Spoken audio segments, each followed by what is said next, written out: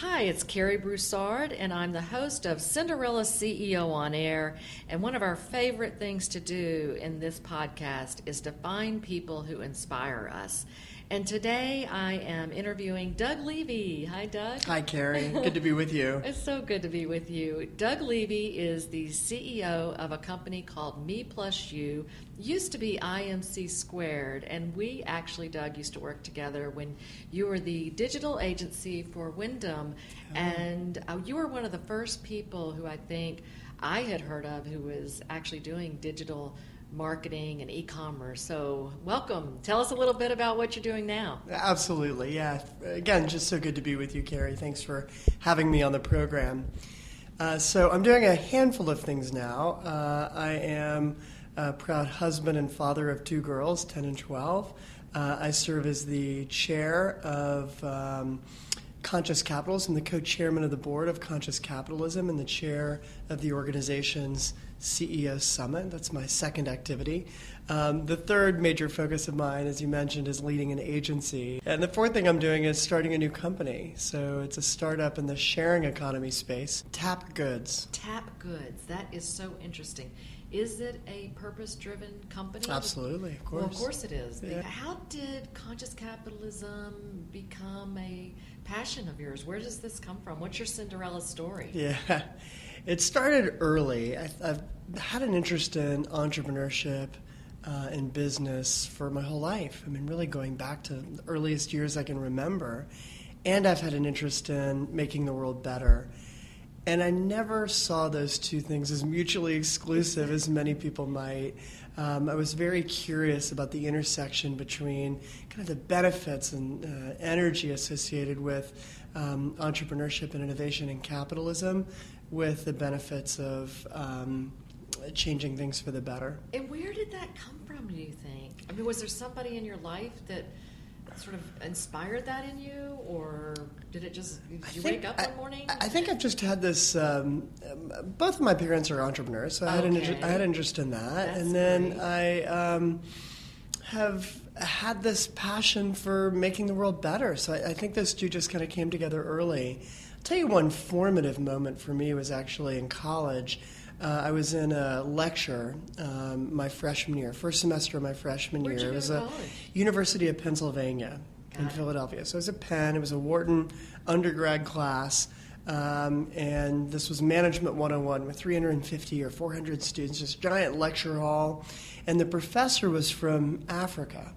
And he stood at the front of the room and he said, people spend more money on dog food in this country than the GDP of dozens of countries around the world. You need to go start a company. And I left that lecture and I looked down at my textbook that I had spent more than $300 to buy. And I thought about that model of how textbooks are sold. At Penn, 20,000 students, there was one bookstore selling textbooks. And I thought about how the textbook store was open for 12 months a year, though people only buy books for 2 weeks a semester, right at the beginning of the semester. And I thought about a better way to sell textbooks. So the essence of the business was I set up relationships with all the textbook publishers. I ordered books. I had them shipped to a warehouse. You actually did this. Oh, yeah, in craziness, college. yes. This is great. Had the book shipped to a warehouse. I rented an 18-wheeler. I put the books in the back of the truck. And I bought a street vendor's license from the city of Philadelphia for $250. And I parked my truck right in front of the university's bookstore and sold discounted textbooks. And what I learned, it was fascinating because I thought, look, Did anybody arrest you? this is how I got arrested in college, being an entrepreneur. How crazy is that? Yes, I got handcuffed while I was there. The university was the largest employer in the city. And the university president went to the mayor and had our street vendor's license revoked, really just because they didn't want the competition. And it actually ended up that was great for business. So Even better. Absolutely. Yeah. So we were a student-run company. We went from 0 employees in the off-season to 50 employees when we were open. And we're selling millions of dollars of textbooks when this happened. So we went to the newspaper, both the school newspaper, where we were on the cover every day, it seems, and then the Philadelphia Inquirer, the main paper in the city, and got front page coverage there too. So it really became a movement where this was a company that was standing up for students and creating another mechanism for people to buy books. And really the opposition from the university helped fuel the movement, and the business just grew. Did the profits from your first college-based business, did that help fund your company, IMC Squared? Absolutely. It did. Yeah, that's what, when I graduated, I loved the book business. I did it for about 5 years, and then when I graduated, I sold the company and was able to use the proceeds to fund the agency. This is so interesting. I never knew this about you, Doug. This is fascinating. Crazy past in textbooks. It's a good thing, and I think you're still, so the shared economy now, and then I want to get to conscious capitalism, but the new business that you're starting, is there a connection? Very much so, right? So the textbook business was about disrupting the model. It was about changing the way things are bought and sold, and now, all these years later, what we're seeing is a significant disruption. You know, we went from what I was doing with the textbook business to then e-commerce, you know, using digital media for companies to sell to individuals. And with the agency, we were able to help in e-commerce and digital marketing, and now the sharing economy. So the sharing economy is a term, sharing economy, or some call it the collaborative economy. It's a term used to describe businesses that are connecting individuals in commerce using relatively simple technologies. So Uber is an example of that, where an individual who has a car and is willing to give someone a ride is matched with somebody who needs a ride. Airbnb is another great example. Okay. Yeah, that matches people who have an extra room in their apartment or an extra house, and they match with people who are looking for space as they travel. And what about the people who, first of all, I know people who take advantage of Airbnb and Uber as consumers, and those working in that economy making revenue from it as drivers or renting space. Absolutely. So, but there are businesses that are being disrupted. How do we kind of calm fears about the sharing economy or even conscious capitalism? How do we talk about it in a way that, like, it's really greater for everybody? You bet. Yeah, there is a lot of change going on, no doubt. And I think entrepreneurs and business leaders are well advised to understand the changes going on and think about what specifically the potential is in their industry and how to be part of that change. But much of the fear associated with life and with business is based on a mentality of scarcity, a zero-sum game, a limited pie that is cut up for different players. And that's a mentality that's been ingrained in the business world and training related to business. But there's a winner and a loser. There's a winner and a loser. There's a limited set of resources, and it's about divvying up those resources. Right? So in business, the idea is if I spend less on employees, there's more for shareholders. If I take more from suppliers, again, there's more for shareholders. It's about a limited pie, a limited pot of resources. The reality is that there's not a limited pie. It's not about scarcity. It's actually about abundance. There's an unlimited number of resources, and what we see is capitalism is the greatest source for value creation. It's about making the pie bigger. And with capitalism, what we're seeing is this dramatic expansion of wealth, prosperity, and opportunity for all. So if we go back to the bookstore example, yes, perhaps maybe taking that, the way to also look at that, the bookstore was being disrupted. They perhaps saw, wow, Doug Levy and whatever the company name was, the students are taking money out of our pockets, whereas they're putting it into their own pockets. The opportunity there perhaps for the bookstore we would be attracting more students to this university who would come here and buy more books and or, I don't know, how would you explain it? I think they had a great opportunity to really leapfrog over what I was doing with the business. They had a great location. They were providing things other than textbooks. They had really resources that I didn't have as a startup entrepreneur. So they had a choice there. Do we remain fixed in the old way of doing things, or do we leapfrog this competitive threat?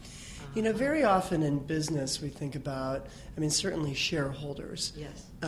Many who listen to your program are probably familiar with the stakeholder model, where we think about multiple stakeholders instead of the typical paradigm around business of take from all stakeholders for the benefit of shareholders. In conscious capitalism, we think instead about the stakeholder model where it's not about taking from for the benefit of one. That's not the narrative of business. Rather, the most successful businesses are in successful long-term relationships with each of their stakeholders. And by that, I'm talking about employees, suppliers, customers, communities, potentially the environment. So they think about how to create mutually beneficial relationships over the long term. It's a very different kind of orientation or paradigm for thinking about business. How can companies who are conscious capitalists help an employee at any level remain fulfilled, stay fulfilled, so that if they go from company to company, they're fulfilled? What we see, it's in some ways a sad state of affairs today where so many people are disengaged in the workplace.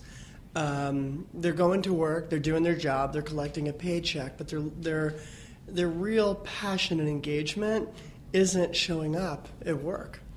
And that comes from kind of a lineage, I believe, of business being oriented around taking from employees. So employees feel that. And what we see is that, particularly with millennials and the generation that follows, people are coming into work thinking about meaning. It used to be that people would go to work in order to be successful. Success, then significance. In one phase of their life, how do I generate wealth? And so then potentially in a later phase of life, I can do something significant. But today, it's not how people are approaching the workplace. They're thinking more about how do I blend success and significance? What do I do right now today? Not wait for a later time in life, but right now, how am I going to do something that has an impact? And we see so many businesses that are clear on why they exist, not just what they do, but why they do it, and what impact they intend to have that brings benefit to each of those stakeholders. And with that clarity and decision making that comes around being a purpose-oriented business, we see companies demonstrating more care, more love for their employees, and employees feel it and have an opportunity to engage more deeply. You asked the question, what can an employee do? And I think in a variety of types of companies, employees are well advised to get clear on the broader meaning of what their company is all about. Why are we here? Not just what are we doing, but why? What impact does that have?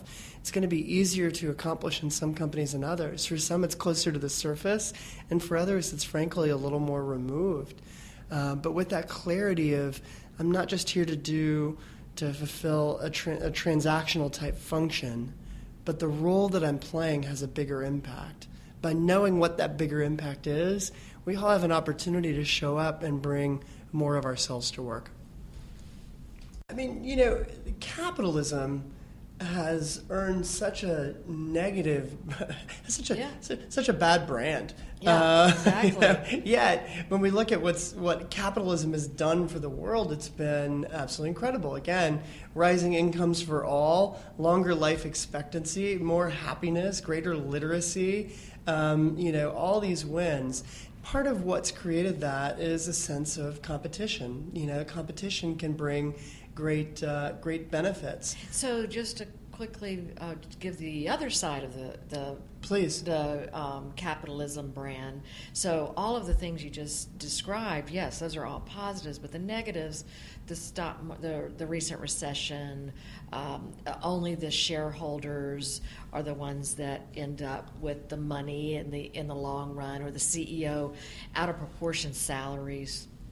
Yeah, absolutely. So one of the big problems I see with free market capitalism is what's called crony capitalism, where there's really kind of an unfair connection between business and government. When we have a more clear separation between government and business, none of the kind of illicit communications or dealings that happen in some systems, including the one in the United States. Yeah, because the government, the United States government is the largest employer, I think the largest business, if you think of it in terms of, absolutely, of money in the so United States. If we think about capitalism in its pure form, really capitalism, simply put, is about free exchange. It's about people who want to buy something and somebody who wants to sell something, or an employee who wants to work and an employer who wants to hire them. So it's about free exchange. It's about freedom. Okay. And that freedom leads to lots of benefits. So when we have freedom and a capitalist system, that competition that is associated with capitalism is really the core that leads to value creation. And that leads us back again to co-opetition, where making that pie bigger for companies that end up working together that may be competitive. How can that work? I wonder. I mean, I think it can work. I want it to work. But it's also tough because we're all competitive, right? Yeah. And you're reminding me of something I was Okay. going to say a little bit earlier. We were talking about each of the stakeholders, and this is when we were talking about what happened with the book business. When we think about our stakeholders, the obvious ones are employees, customers, suppliers, communities, but there's another. It's actually the company's competitors. And when we think about a competitor as a stakeholder, it is often the stakeholder that inspires us to be the most innovative. Even treating your competitors well, or at least respectfully, I guess. I mean, that's, again, a really foreign concept to think, I'm supposed to squash out my competition. Yeah, and it's that balancing act of how do I beat the competitors but do so in a way that's fair and inspires all of us in the industry and therefore the economy to improve, because we're building on what we can learn from the challenges of competent competitors to springboard ahead of them. I love it. It's like a card game where no one's cheating, I mean, it's like, right. If you ever played a card game and if somebody hides a card, not that this happens in any of the card games I play, but, I was taught to be honest and forthright and, to win fair and square. Yes. I guess that's if you wanted to put it simply, right? Yes. So tell me about your startup. Speaking of winning square. People are no longer as dependent on companies.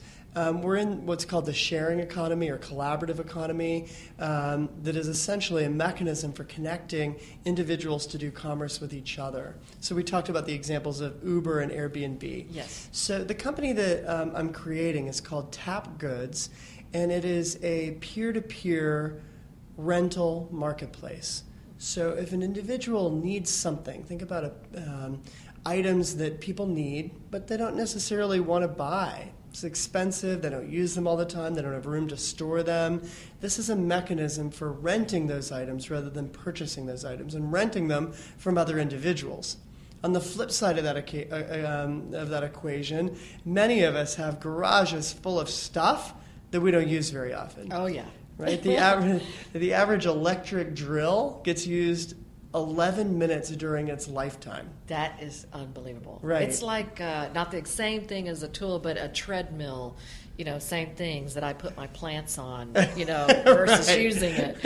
Something like that. I don't know if that would fall into that. But. I think tools, garden equipment, hobby-related items, kayak, scuba, photography equipment.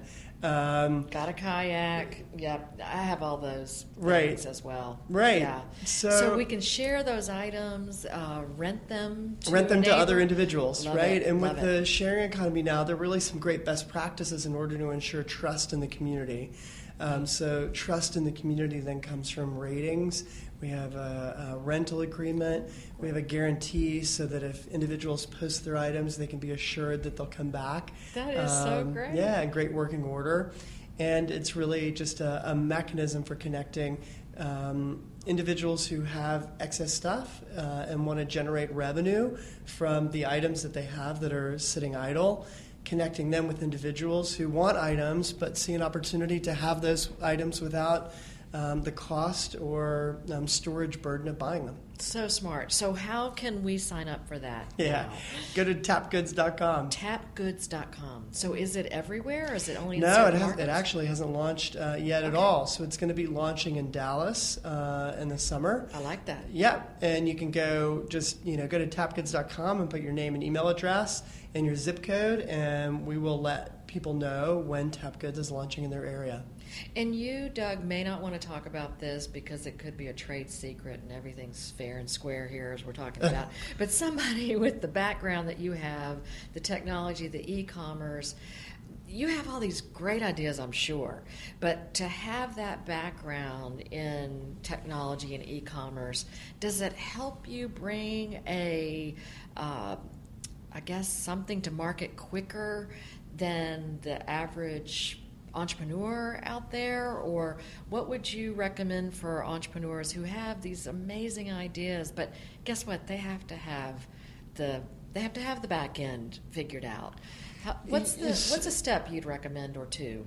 One is pick up the book The Lean Startup, because it really speaks to the idea of lean or agile methodology today. But I'll tell you, the difference I'm finding is things are less expensive and faster than they've ever been. Which is a good thing. It's a great thing, absolutely. So no longer is it about writing a business plan, shopping it, raising millions of dollars, creating a great system over a period of months or years, and then launching it. Now it's about, in the lean startup, the philosophy is called the minimally viable product, MVP. What do you need to have, the minimal thing that you need to have in order to be able to have a valid test? So you create the simplest form of your idea, get it out in market, learn from the reaction. What would you recommend for somebody listening who's an entrepreneur or an intrapreneur, however they're involved in business? How should they, or how would you recommend them getting involved in conscious capitalism? First, buy the book, Conscious Capitalism, and read it, and just get a greater grounding on what we're doing with conscious capitalism. Go to the website, consciouscapitalism.com or .org. Look and see if you have a local chapter where you live, and get connected with that chapter. The chapter program is really in its infancy. It's brand new, and it's taking off. We've got chapters now all over the United States and all over the world that are starting, and it's a great way to spend time with like-minded people and learn from and with them about how to apply these principles directly to businesses of any size. I think that's a great point, to be around like-minded people. And even as people move around a lot from country to country, if you're visiting a city, I know I visited the New York chapter. Oh, great. Gone to their meetings, and it's a lot of fun, a lot of great people. And I'm thrilled that you're having this program and getting people thinking about these concepts. I think what people can do is learn more, explore this more deeply. All of this is great news for the business community. Really be proud of what you do as a business leader. I think we talked about the bad brand name associated with capitalism, but the reality is that business leaders are creating tremendous value in the world. So learn about it, explore it, and be proud of the impact that you're having. Great way to end it. Thanks a lot, Doug.